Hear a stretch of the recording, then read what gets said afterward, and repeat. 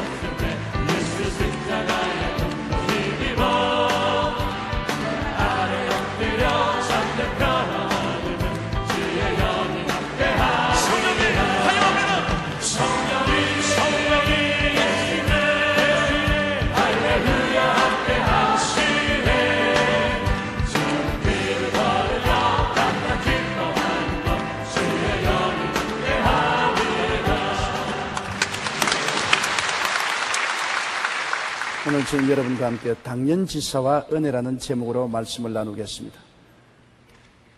깨닫지 못할 때는 모든 것이 당연지사인 것입니다. 크게 감동할 것도 없고 감사할 것도 없다고 생각합니다.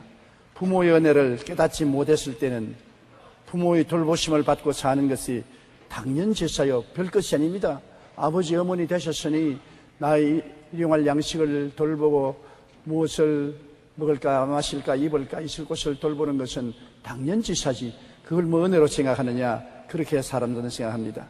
하나님의 은혜를 깨닫지 못했을 때는 천지와 만물이 그냥 그렇고 당연지사이고 감탄하고 감격할 일이 아닙니다. 아침에 해가 떠도 당연지사고, 비가 와도 당연지사고, 날이 맑아도 당연지사고, 봄, 여름, 가을, 겨울이 기이하게 지나가도 당연지사인 것입니다. 놀랄 것도 없고 감탄할 일도 없고 감사할 일도 없습니다. 은혜는 은혜를 잃어버렸을 때 비로소 은혜의 귀중함을 깨닫게 됩니다. 그리고 그 은혜를 도로 찾았을 때 감격되고 감사하고 기쁘고 행복하게 되는 것입니다. 오늘 탕자의 비유를 보면 은혜를 모르는 아들에 관한 이야기가 있습니다. 아버지 집에 살면서 이식주 복된 삶을 당연지사로 생각하고 감사나 감격할 일이 없었습니다. 큰 농사를 짓는데 거대한 저택에 자기 독방을 가지고 있는 것 없는 것 다 소유하며 삽니다. 아침, 점심, 저녁 때를 따라 먹고 좋은 옷을 입고 행복한 나날을 사는 것을 당연지사로 생각했습니다. 이건 아버지가 우리에게 해줘야 될 당연한 일이 아닌가. 그래서 조금도 감사하게 생각하지 않고 은혜로 생각하지 않았습니다. 오히려 원망과 불평을 했습니다. 아버지의 군의하에 살며 명령에 복종하고 사는 것에 대한 불평인 것입니다. 왜 내가 아버지 밑에서 아버지 명령을 받고 종처럼 살아야 되느냐. 하루속히 아버지 쓰라를 떠나는 것이 행복하다고 생각한 것입니다. 누가복음 15장 12절에 그 둘째가 아버지에게 말하되 아버지여 재산 중에서 내게 돌아올 것을 내게 주소서 하는지라 아버지가 그 살림을 각각 나누어 주었다고 말하고 있는 것입니다. 그러자 그는 그 재산을 다 청산해서 아버지의 권위를 떠나기 위해서 아버지의 그림자가 비치지 않은 먼 나라로 갔습니다. 가까이 있으면 또 아버지의 간섭이 있을까 싶어서 아버지의 손길이 미치지 못할 먼 나라로 가서 허랑방탕했습니다. 아버지의 재산으로 자유방임하며 살았습니다. 그런 삶이 당연지사라 그랬습니다. 언제나 돈은 있고 언제나 마음대로 설 수 있고 방통하게 살 수 있는 것은 당연지사로 생각하고 걱정하지 않고 허랑방탕하고 사는 것입니다. 누가복음 15장 13절에 그 후 며칠이 안 되어 둘째 아들이 재물을 다 모아가지고 먼 나라에 가서 거기서 허랑방탕하여 그 재산을 낭비하더니 당연지사가 항상 계속되는 건 아니지 않습니까? 돈도 기근이 오고 환경적 기근과 궁핍도 다가온 것입니다. 아버지께 받은 재산이 항상 있는 것은 아닙니다. 벌지 않고 퍼서니 그 퍼서는 재산이 얼마나 가겠습니까? 얼마 있지 않아요? 재산도 바닥이 나고 거기에다가 설상가상으로 그곳에 기근이 와서 먹을 것, 입을 것, 있을 것도 얻기가 힘들게 된 것입니다. 누가복음 15장 14절에 다 없앤 후 그 나라에 크게 흉년이 들어 그가 비로소 궁핍하게 되었다고 말한 것입니다.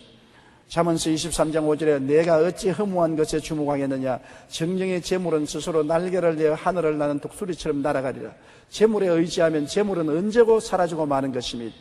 이 사람은 자기 돈도 다 잃어버리고 이제는 기근이 와서 모든 사람이 굶주리기 전에 직장도 얻을 수가 없고 새 집에서는 방세를 올리고 안 내면 나가라고 말합니다.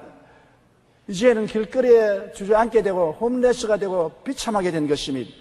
호구주책의 어려움과 고통은 말할 수 없습니다. 직장을 구하러 아침 일찍부터 저녁까지 길거리를 방황하다가 겨우 얻은 것이 어떤 부자 농부의 돼지우리에 돼지 치는 직업을 얻은 것입니다. 유대인들은 돼지 치는 직업이 제일 낮은 직업인 것입니다. 그것은 도시 안에 있지 않고 저 변두리에 있는 것입니다.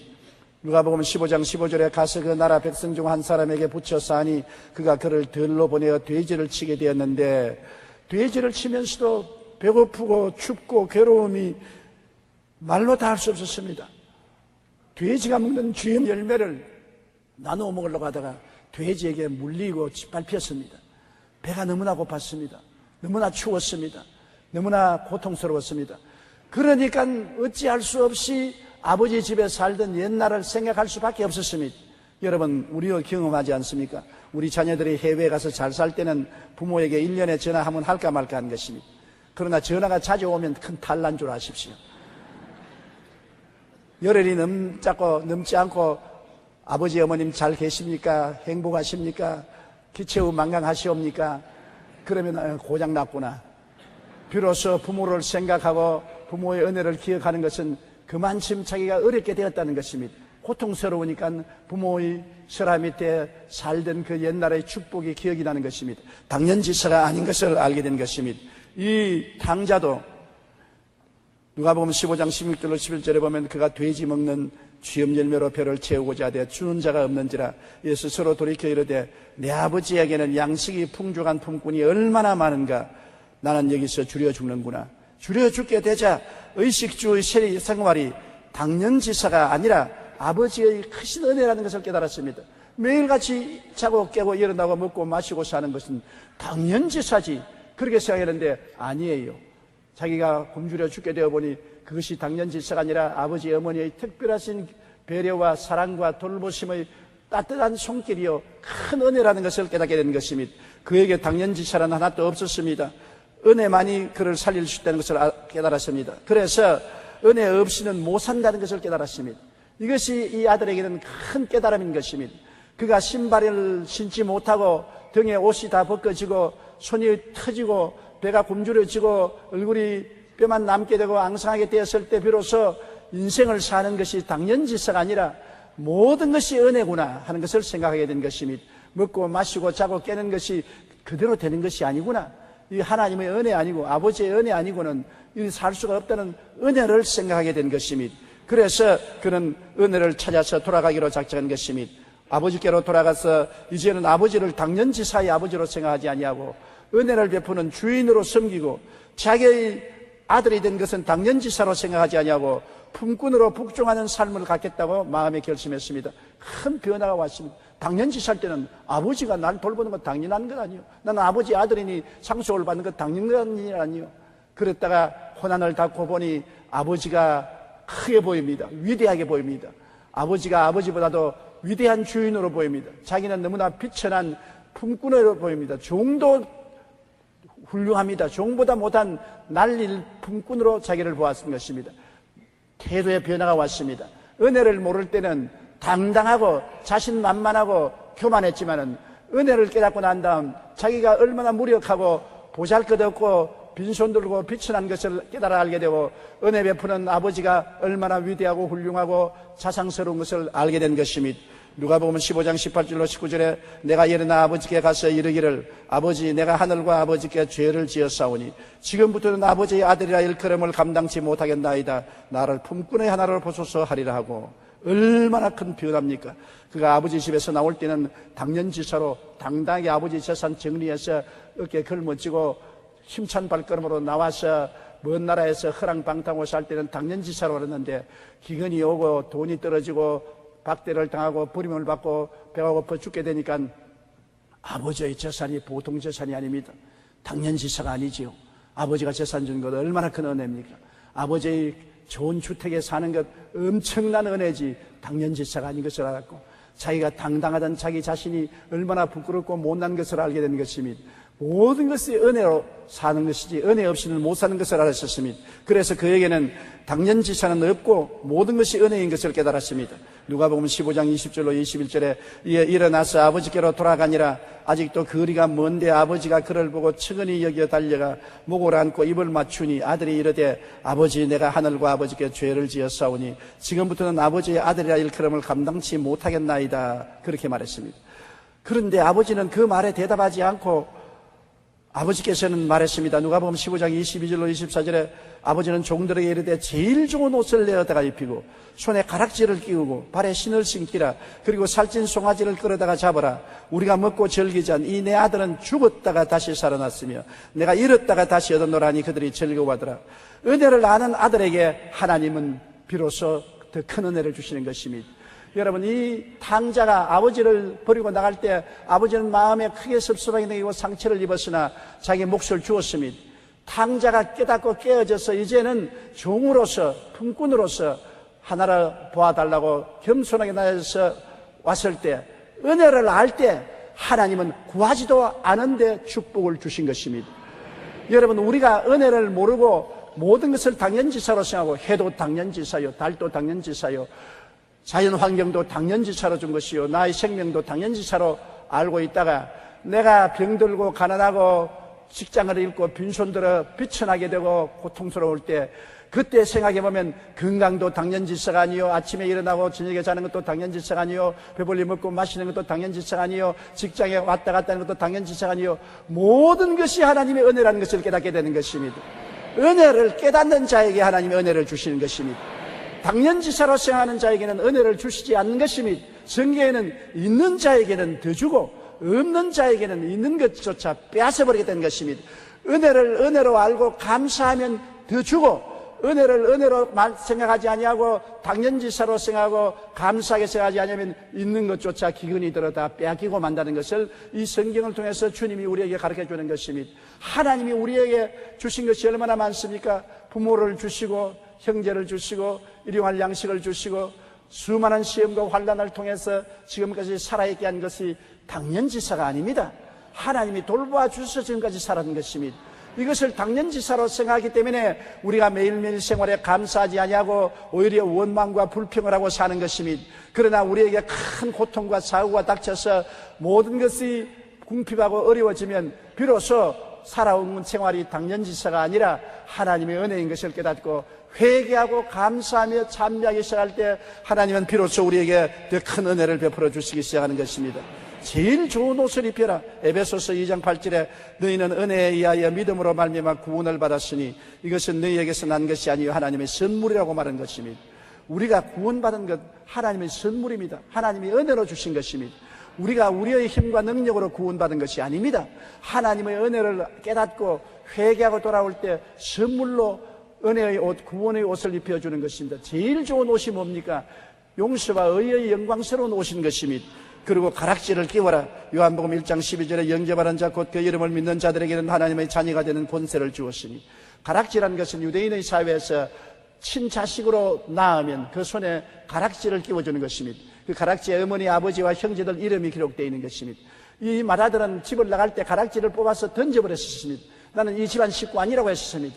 그러나 은혜를 깨닫고 돌아오니까 도로 아들로 만들어주신 것입니다. 우리도 죄를 짓고 불의하고 추악하여 하나님을 떠났지만은 회개하고 돌아오면 하나님께서 자녀가 된 증거로서 가락지를 끼워주시는 것입니다. 성령의 가락지를 우리에게 끼워주어서 하나님의 자녀의 권세를 주신 것입니다.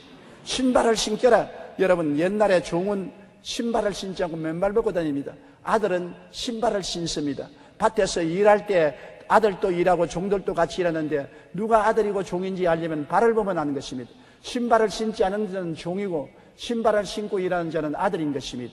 우리에게는 하나님이 신발을 예비해 주는 것입니다. 요한 3서 1장 2절에 사랑하는 자여 내 영혼이 잘됨같이 내가 범사에 잘되고 강건하기를 내가 강구하노라. 삼중 축복이란 신발을 예비해 주신 것입니다.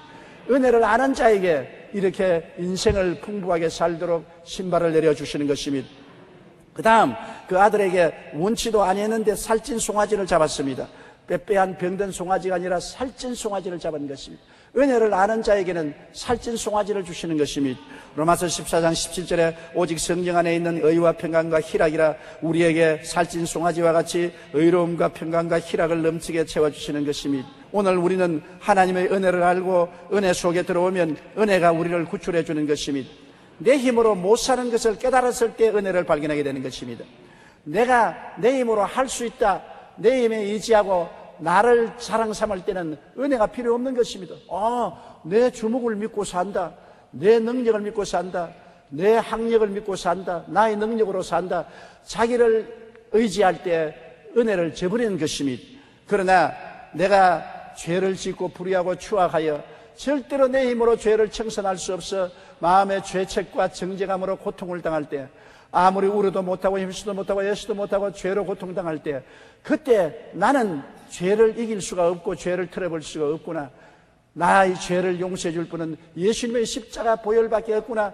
그래서 비로소 하나님의 은혜를 발견하게 되는 것입니다. 용서와 의의 은혜를 깨닫는 것입니다.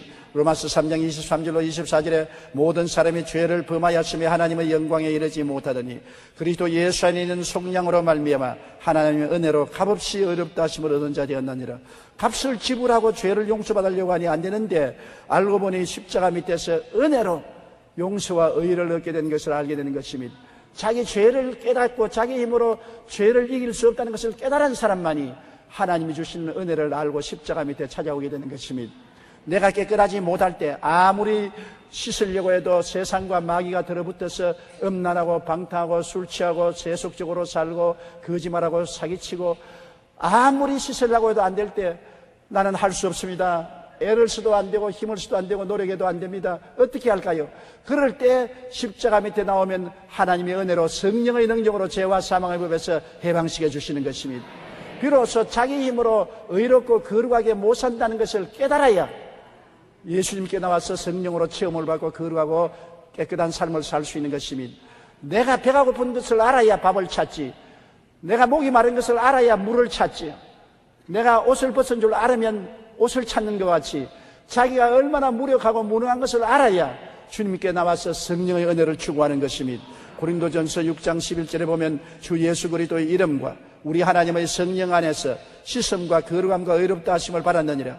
성령이 오시면 씻어주시고 거룩하고 의롭다고 만들어주는 것입니다. 내가 병이 들어서 온갖 약을 다 먹고 온갖 병원에 다 가고 온갖 의사들의 치료를 다 받아도 안 나으니까 이제는 약도 소용없다, 의사도 소용없다, 나는 나을 수가 없다, 죽게 되었다. 그러면 어디를 갑니까? 오살리 기도원으로 갑니다. 왜? 그때야 하나님의 도움을 찾는 것입니다. 건강하는 자에게는 의원이 쓸데없고 병든 자에게야 쓸데있다는 것입니다. 건강한데 무슨 의원이 필요한 것입니까? 병이 되니까 의원이 필요하지요. 못 나으니까, 고통스러우니까 주님을 찾아 나오는 것입니다. 치료하시는 하나님의 은혜를 그때는 깨닫게 되는 것입니다. 베드로전서 2장 24절에 친히 나무에 달려 그 몸으로 우리의 죄를 담당하였으니 이는 우리로 죄에 대하여 죽고 의에 대하여 살게 하려 하심이라. 제가 채찍에 맞음으로 너희가 나음을 얻었나니, 그렇게 말하고 있는 것입니다. 우리가 세상에서 잘 살 때는 하나님 필요 없습니다. 하나님을 뭐 의지하노? 내 잘 먹고 잘 입고 잘 사는데, 내가 열심히 일해서 잘 투자해서 사업 잘해서 잘 사는데 무슨 하나님께 감사할 거느냐? 잘 될 때 그런 큰 소리 합니다. 그러므로 부자가 천당에 들어가는 것은 약대가 바늘기로 들어가는 것보다 힘듭니다. 부자는 이 세상의 부자일지 몰라도 참으로 불행한 사람인 것은 재물을 의지하고 부를 의지하기 때문에 하나님을 찾지 않고 하나님을 의지하지 않습니다. 마음이 가난한 자가 복이 있나니 천국이 저희 것이며, 가난해야 나를 부하게 만들어주시는 하나님을 찾게 되는 것입니다. 여러분께서 예수 믿기 전에 부자 안 된 것 얼마나 감사한지 몰라요. 예수 믿기 전에 부자여 부족한 것이 없으면 여러분께서는 하나님을 비웃고 교회 나간 사람을 비웃을 것입니다. 그러나 그 부귀와 영화가 며칠 갑니까? 얼마 있어 다 바람같이 사라지고 말고 결국에는 죽음의 요단강 건너갈 때 빈손 들고 건너가고 영원한 지옥불에 떨어지고 마는 것입니다. 내가 못 살 때 잘 살게 해주시는 하나님의 은혜를 깨닫게 되는 것입니다. 고린도후서 8장 9절에 우리 주 예수 그리스도의 은혜를 너희가 알거니와 부유하신 이로서 너희를 위하여 가난하게 되시면 그의 가난함을 말미암아 너희로 부욕해 하리 하심이라. 여러분, 가난해져야 부욕해 해주시는 주님을 찾게 되는 것입니다. 내가 지옥 간다는 것을 알 때 천국으로 보내주시는 주님의 은혜를 깨닫게 되는 것입니다. 어찌할 수 없이 지옥 간다는 것을 깨닫게 될 때는 두려움과 불안에 휩싸이게 되는 것입니다. 나이를 먹고 이제는 죽을 날이 가까우는데 꿈에 지옥을 보았다든지 아따가 지옥의 환상을 보았다든지 마음속에 죄책으로 몸부림치게 되면 지옥이 눈앞에 나타납니다. 자기 힘으로 지옥에 안 가려고 발부둥 쳐도 무슨 소용이 있습니까? 그때 지옥에서 우리를 건져주신 예수 십자가를 생각하게 되는 것입니다. 요한복음 14장 1절로 3절에 너희는 마음에 근심하지 말라. 하나님을 믿으니 또 나를 믿으라. 내 아버지 집에 거할 곳이 많도다. 그렇지 않으면 너희에게 일렀으리라. 내가 너희를 위하여 거처를 예비하러 가노니 가서 너희를 위하여 거처를 예비하면 내가 다시 와서 너희를 내게로 영접하여 나 있는 곳에 너희에게 있게 하리라. 우리가 가는 저편에 거처가 있는 것을 알면 마음이 편안하지 않아요. 우리가 이 세상을 떠나가면서 저 건너편에 거처가 있는 것을 모릅니다. 버림받은 존재가 되는 것입니다. 광야 같은 죽음의 저 건너편으로 밀려가는 것입니다. 얼마나 불안하고 절망적인 것입니까? 그러나 우리는 우리 거처가 예비되어 있고 천사들이 우리를 영접하고 환영할 것을 알기 때문에 죽음이란 터널을 지날 때 안심하고 편안하게 죽음의 터널을 지날 수 있는 것입니다. 우리의 힘으로 되는 것이 아닙니다. 주님을 의지하기 때문에 주님의 은혜로 그렇게 되는 것입니다. 은혜를 깨달은 사람은 행복합니다. 염려, 근심, 불안, 초조, 절망을 다 아버지께 맡기고 아버지의 품에 의지해서 아버지의 시키는 대로 인생을 살아가면 아버지와 내와 한 팀이 되어서 아름다운 삶을 사니 얼마나 행복한 것입니까? 예수 믿는 것이 가장 행복한 삶인 것입니다. 예수 믿고 사는 것이 가장 큰 축복인 것입니다. 예수 믿고 사는 것이 금세와 넷세의 복락이 된다는 것을 알아야 되는 것입니다. 예수 없이 자기 중심으로 당연지사로 인생을 사는 사람은 이 땅에 사는 동안에도 애를 쓰고 힘을 쓰고 땀을 흘립니다. 그래도 그 속에 행복이 있나요? 여러분, 이 세상에 잘 사는 사람 만나서 행복이 있냐고 물어보십시오. 미국의 가장 큰 석유재벌이었던 폴 게티는 억만장자였으면 그가 만년에 런던에 있을 때 기자들이 찾아와서 물었습니다. 폴 게티 선생님, 일생을 살면서 행복한 적이 있었습니까? 성을 뽀락 내었습니다. 행복이 어디 있어? 어디에 인간의 행복이 있어? 왜 마릴린 몬로가 온 남자들을 뇌살시키며 온 세계 남성들에게 박수 갈채를 받는데 자살했습니까? 그는 한없는 사랑을 원했으나 한없는 사랑을 얻지 못해서 죽는다고 말한 것입니다. 이 세상에 자기 중심으로 살고 모든 것을 당연지사로 여기는 사람에게는 은혜가 무엇인지 모릅니다. 그러므로 은혜를 모르는 사람은 불행하기 짝이 없는 것입니다. 은혜를 알고 감사하면 나도 행복해지거니와 하나님을 기쁘시게 하고, 은혜를 아는 자에게는 주님이 더 은혜를 주시고, 은혜를 모르고 감사하지 않는 자에게는 은혜를 빼앗아 버리는 것입니다. 하나님께서 좋은 옷을 주시고 가락지를 끼워주시고 신발을 신기시고 살찐 송아지를 잡는 것은 은혜를 깨달아 알아고 왔기 때문에 그런 것입니다. 은혜를 모르는 사람, 감사할 줄 모르는 사람은 결코 하나님이 은혜를 주실 수가 없는 것입니다. 내가 빈손 들고 벌거벗을 때 돌봐주시고 입혀주시는 은혜가 감격적이고 고마운 것입니다.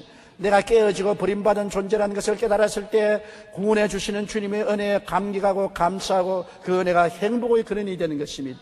오늘날 사람들이 행복하지 않은 것은 은혜를 깨닫지 못하기 때문에, 감사하지 못하기 때문에 행복 못한 것입니다. 환경 때문에 그런 거 아닙니다. 좀 더 좋은 집이 있으면, 좀 더 돈이 많으면, 좀 더 좋은 차를 타면, 좀 더 좋은 옷을 입으면, 좀 더 좋은 남편이 있으면, 좀 더 좋은 아내가 있으면 행복하겠다.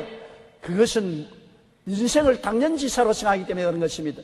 여러분, 호의 벽촌에 혼자 내던져서 말할 사람도 없고 도와줄 사람, 돌봄을 받을 사람도 없는 고독한 곳에 혼자 맨발 벗고 살아보십시오. 사람이 얼마나 그리운지. 그렇게 되면 아이고, 사납던 남편도 여기 있었으면 좋겠다.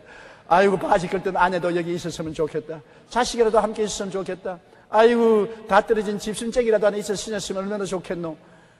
은혜를 깨닫게 될 때 비로소 자기의 환경에 감사할 줄 아는 것입니다. 감사로 제사를 드리는 자가 나를 영화롭게 하느니 그 행위를 옳게 하는 자에게 나의 구원으로 보이리라고 말씀한 것입니다. 여러분, 당연지사로 생각하지 마십시오. 오늘 교회 와서 앉아서 예배드리는 것 당연지사가 아닙니다. 왜? 북한에 가보니까 교회 예배드릴 교회당도 없고 교회 예배드릴 자유도 없습니다. 정부가 시키는 대로 일을 해야 되는 것입니다. 우리가 자유의 하늘나라에, 자유의 땅 위에 예배드릴 수 있다는 것 얼마나 큰 은혜입니까? 많은 사람이 선거에 동참 안 했지만은 얼마나 바보 같은 일인 것입니까? 우리가 지도자를 뽑을 수 있다는 것 얼마나 우리에게 큰 은혜요 특권입니까? 독재국가에 가면 지도자를 뽑을 권한이 없습니다. 누구든지 지도자가 일어나면 순종하고 따라갈 따름이지 아무 일도 할 수가 없는 것입니다. 여러분, 오늘 아침 잡수시고 차 타고 건강하게 교회에 참석한 것 얼마나 은혜로운 감사한 일입니까? 오늘 또 병들어서 병상에 들어 누워있으며 심한 병에 걸려서 생명이 위독한 사람이 얼마나 많고, 휠체어에 앉아서 스스로 차를 타고 올 수 없는 것을 생각하면 얼마나 여러분은 자유롭게 걸을 수 있으니 감사합니까? 사지가 멀쩡하고 백체가 건강한 여러분 자신을 생각할 때 얼마나 감사합니까? 그저 앉아도 감사요, 서도 감사요, 앉아도 감사의 눈물이요, 서도 감사의 눈물밖에 없는 것입니다. 감사해야 돼요. 은혜를 생각하고 감사하고 입술에 불평이 없어야 돼요. 불평은 마귀의 역사인 것입니다. 불평이란 예수님 이름으로 내가 쫓아버리고 은혜로서 우리에게 구원을 주신 하나님께 끝없는 감사를 하기 바랍니다. 오늘 여러분 집에 돌아가던 여러분 남편 보고 여보 당신 내 곁에 있어서 감사해요. 부인 보고 부인 보고 당신 살아있어서 감사해요. 건강해서 감사해요. 우리 조그마한 전셋집이라도 월세집이라도 들어 살 수 있으니 감사해요. 감사를 찾아 말씀하시고 감사하게 사는 여러분 되시기를 주님 이름으로 축원합니다.